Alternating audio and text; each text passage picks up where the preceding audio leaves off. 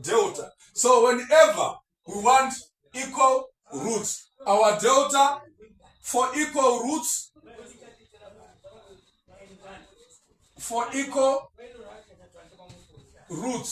our delta should be equal to 0.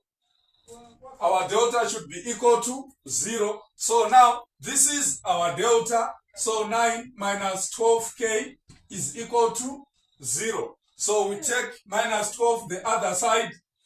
It becomes positive here. 9 this side, we divide by 12, we divide by 12.